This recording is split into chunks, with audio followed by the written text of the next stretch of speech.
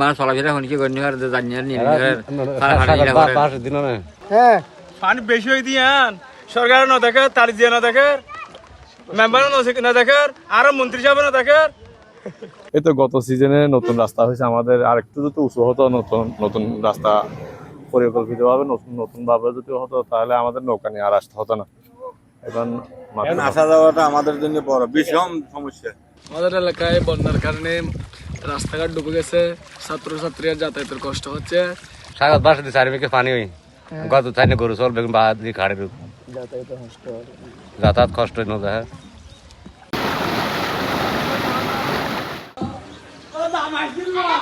জনগণের সাথে আমাদের দ্বিতীয় দিনে পদক্ষেপ হচ্ছে আমি নিজের পক্ষ থেকে জনগণের জন্য যারা পানিবন্দী অসহায় মানুষের জন্য কিছু শুকনো খাবার নিয়ে আমার 9 নম্বর ওয়ার্ডে যাচ্ছি। পানি আজকে কেমন হচ্ছে? পানি আজকে প্রচুর পানি, মানুষের দুর্ভিক্ষ দেখে আমি নিজেকে সামলাতে পারি নাই, সেজন্য নিজে উদ্যোগ নিয়েছি। এটা পরিষদ থেকে কোনো উদ্যোগ আমরা পাই নাই এই পর্যন্ত। কোনো উদ্যোগ পাই নাই। শুকনো খাবারগুলো দিবেন আর কি ইনশাল্লাহ।